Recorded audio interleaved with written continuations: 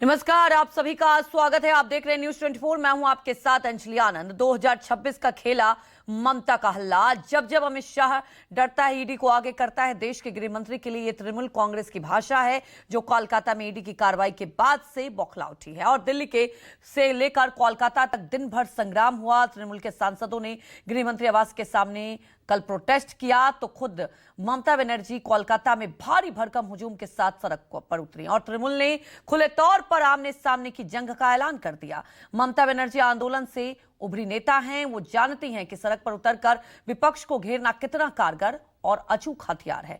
ED की कार्रवाई के बाद बंगाल चुनाव को देखते हुए ममता बनर्जी ने यही रणनीति अपनाई है। जिस कोयला घोटाले को उठाकर बीजेपी बंगाल चुनाव में फ्रंट फुट पर खेलकर मैदान मारना चाह रही थी, दीदी के रुख ने उसी मुद्दे पर बीजेपी को बैकफुट पर ला दिया। और यह साफ इशारा है कि बंगाल से 2026 का चुनावी आरंभ प्रचंड होगा।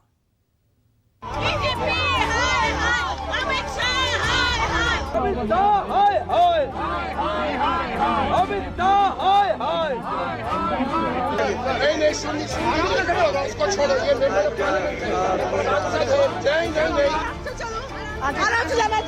जो भी करते इस बीजेपी को हम हरा के रखेंगे। जो भी करते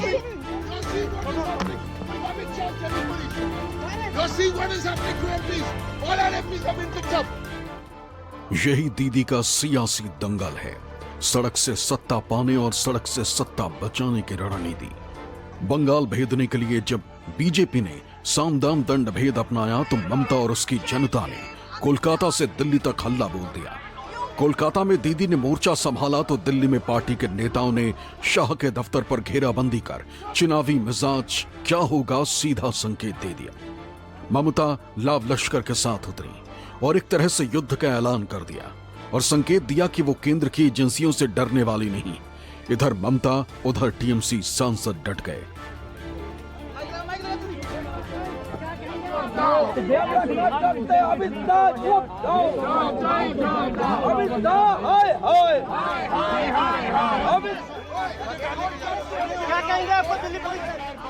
टीएमसी के 8 सांसद शुक्रवार सुबह ही गृह मंत्रालय के बाहर प्रदर्शन करने के लिए डट गए, जिनके हाथ में केंद्र सरकार और ईडी के खिलाफ प्ले कार्ड थे। जहां टीएमसी सांसद ने ईडी और सरकार के खिलाफ नारेबाजी की, तो सुरक्षा बलों ने एक्शन लिया।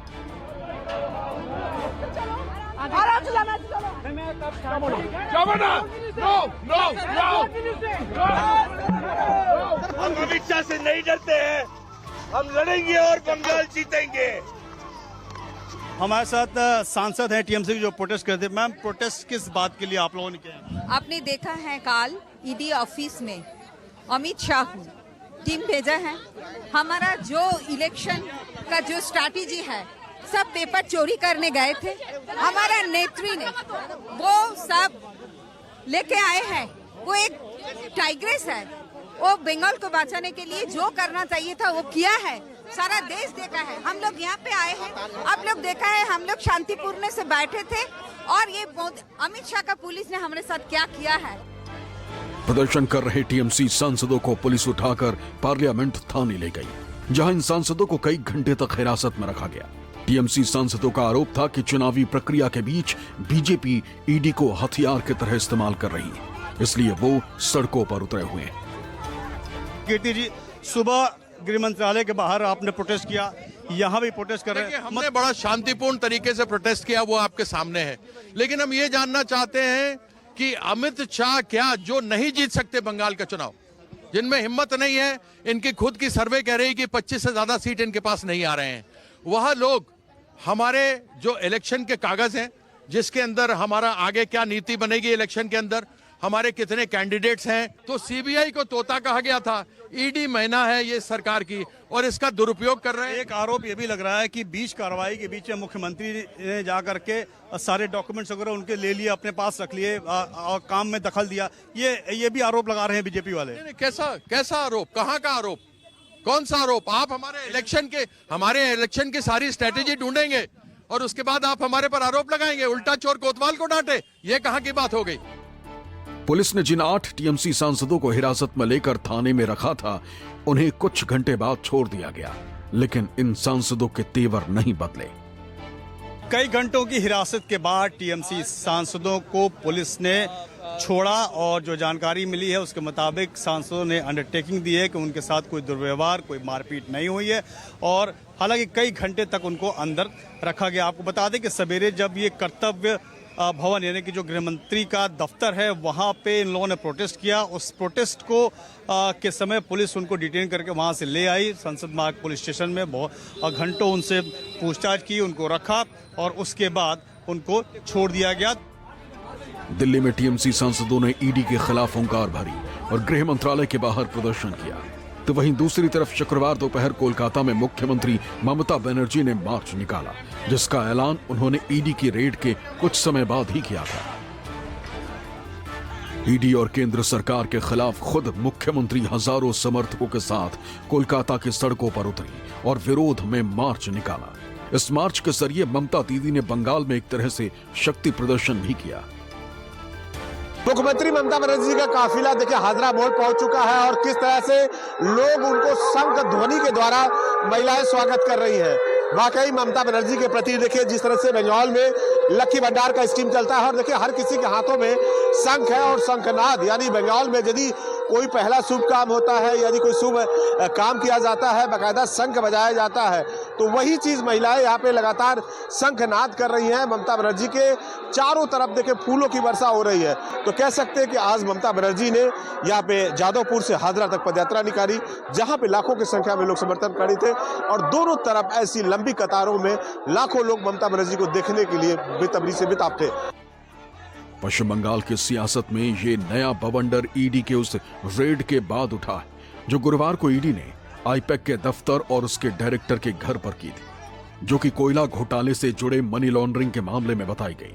इसी रेड के दौरान ममता बनर्जी आईपैक के डायरेक्टर प्रतीक जैन के घर पहुंची थी और यहां से कुछ फाइलें अपने साथ लेकर गई। इसी को लेकर बीजेपी अब हमलावर है। आजाद भारत में बंगाल में जो हुआ वो आज तक नहीं हुआ कि एक सिटिंग मुख्यमंत्री एक प्राइवेट प्रॉपर्टी में घुसकर जहां मनी लॉन्ड्रिंग की कार्रवाई चल रही है ईडी के द्वारा, वहां चली जाए, ईडी के लोगों को धमकाए और पेपर स्नैच कर कर वॉकआउट कर जाए। लोकतांत्रिक मर्यादाओं का उन्होंने तार तार कर दिया।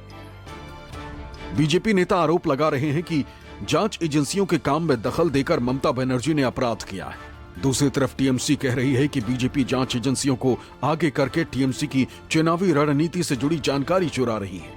इसी को लेकर टीएमसी नेता एक तरफ सड़क पर उतरे हुए हैं, तो दूसरी तरफ सोशल मीडिया के जरिए खुली चुनौती देते दिखाई दे रहे हैं। टीएमसी के आधिकारिक एक्स हैंडल से शुक्रवार सुबह पोस्ट किया गया, जिसमें लिखा गया, जब जब अमित शाह डरता है, ईडी को आगे करता है। इससे पहले भी एक पोस्ट की गई। इस पोस्ट में गृह मंत्री अमित शाह को चैलेंज देते हुए लिखा गया,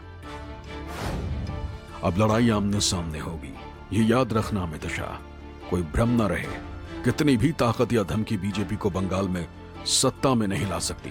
हमारी माननीय चेयरपर्सन श्रीमती ममता बनर्जी के साथ कंधे से कंधा मिलाकर हम ये लड़ाई आखिर तक लड़ेंगे। टीएमसी और ममता बनर्जी के ईडी रेड के बाद जिस तरह के तेवर दिखाई दिए, उससे साफ है कि 2026 के लिए टीएमसी कमर कस चुकी है और अब की बार आर पार के मूड में है। टीएमसी नेता अभिषेक बनर्जी की तरफ से भी सोशल मीडिया के जरिए केंद्र सरकार और जांच एजेंसियों पर तंज कसा गया। अभिषेक बनर्जी ने लिखा कि लोकतंत्र को दंडित किया गया है, अपराधियों को इनाम दिया जाता है, जबकि एजेंसियों को हथियार की तरह इस्तेमाल कर चुनावों में हेरफेर किया जाता है। ये बीजेपी का नया भारत है। बंगाल में मचे सियासी संग्राम में कांग्रेस भी कूद पड़ी। See, ED has become an arm of the present government. Let's understand that. They only go after opposition parties or places where opposition is there. IPAC offices are there all over India. They work for different political parties, and they also work for parties which are, alliance partners of the present government. They should send the ED to all the IPAC offices at one go. IUPAC के दफ्तर पर ED की छापेमारी जांच agency की सामान्य प्रक्रिया हो सकती है, लेकिन रेड की टाइमिंग ने बंगाल का सियासी तापमान बढ़ा दिया है। यही वजह है कि ईडी की रेड को लेकर टीएमसी सड़कों पर उतर आई है और सांसद दिल्ली में राजनीतिक पारा हाई किए हुए। कोलकाता से मनोज पांडे और दिल्ली से प्रशांत देव, कुमार गौरव और मोहम्मद यूसुफ के साथ ब्यूरो रिपोर्ट, न्यूज 24। ईडी के रेड के खिलाफ दिल्ली से लेकर कोलकाता तक संग्राम छिड़ा हुआ है और टीएमसी ने हल्ला बोल दिया। मामला यहीं तक सीमित नहीं रहा, अब दोनों पक्ष कानून की दहलीज पर भी पहुंच गए हैं। गुरुवार को ही रेड के बाद ईडी अधिकारियों ने कोलकाता हाईकोर्ट का रुख किया था और ममता बनर्जी के खिलाफ एफआईआर दर्ज कराने को लेकर याचिका लगाई थी। तो वहीं दूसरी तरफ ममता बनर्जी ने ईडी अधिकारियों पर गंभीर आरोप लगाते हुए 2 एफआईआर दर्ज करा दिए हैं। ममता की तरफ से क्या आरोप है, देखिए इस पूरी रिपोर्ट में।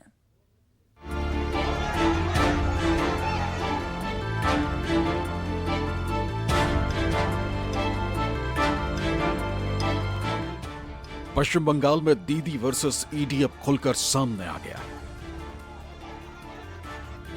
एक तरफ टीएमसी सड़क पर उतरकर ईडी और केंद्र सरकार के खिलाफ खुलकर हल्ला बोल रही है, तो दूसरी तरफ कानूनी पहलुओं पर भी पूरा फोकस किए हुए।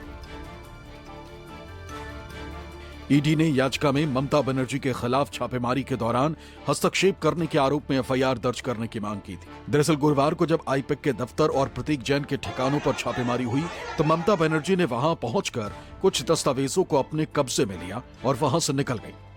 ढंग से क्या हुआ, कौन ठीक है कौन गलत है, हाईकोर्ट देखेंगे, उसका ऊपर क्या कमेंट करना है।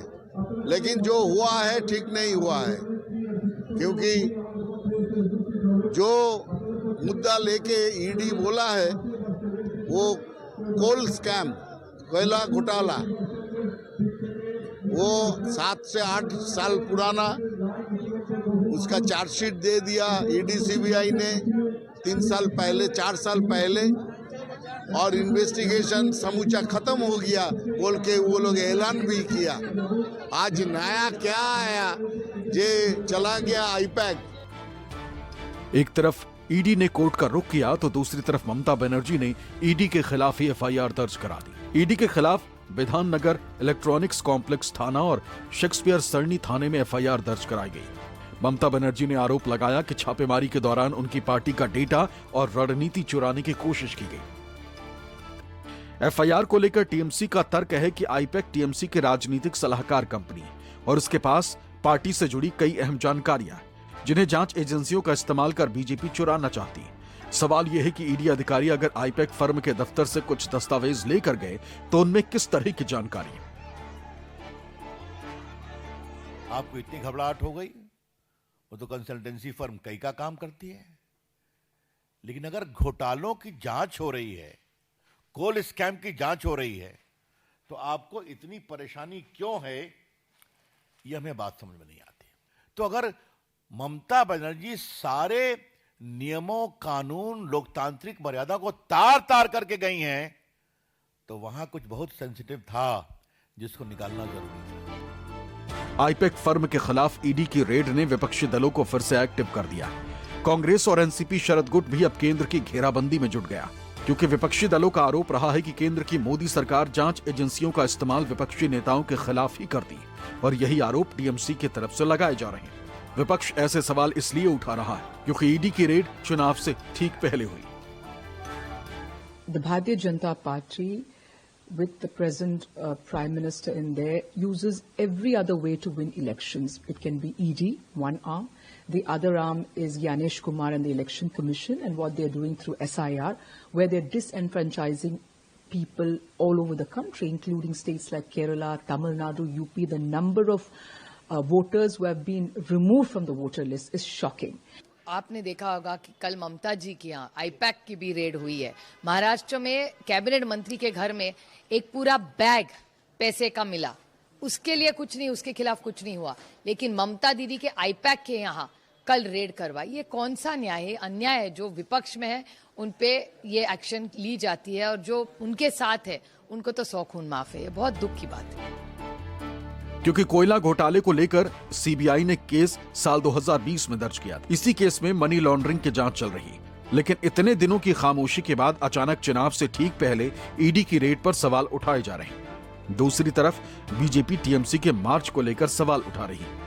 ईडी की असलियत ये है कि ईडी 2014 के बाद से कन्विक्शन रेट देख लीजिए, जो कार्रवाई होती है विपक्षी नेताओं के साथ होती है। ईडी कौन सी चीज को अपने कंक्लूजन तक ले जा पाया। अब ये एक नया लो है कि आप पॉलिटिकल कंसल्टेंसी पर या विपक्ष के खिलाफ कर रहे हैं। अगर आप में दम है तो लोकतांत्रिक ढंग से चुनाव लड़िए और जीतने की कोशिश करिए। देखिए, एक कॉन्स्टिट्यूशनल हेड की क्रिमिनल हिस्टेरिया ने पश्चिम बंगाल को अपराध, अराजकता और उद्दंडता की प्रयोगशाला बना दिया है। 2026 में बंगाल की लड़ाई बीजेपी के लिए नाक का सवाल है, क्योंकि ये ऐसा राज्य है जिसे बीजेपी आज तक नहीं जीत पाई। यही वजह है कि बंगाल विजय के लिए बीजेपी ने अपनी पूरी ताकत झोंक रखी। कोलकाता से मनोज पांडे के साथ ब्यूरो रिपोर्ट, न्यूज़ 24।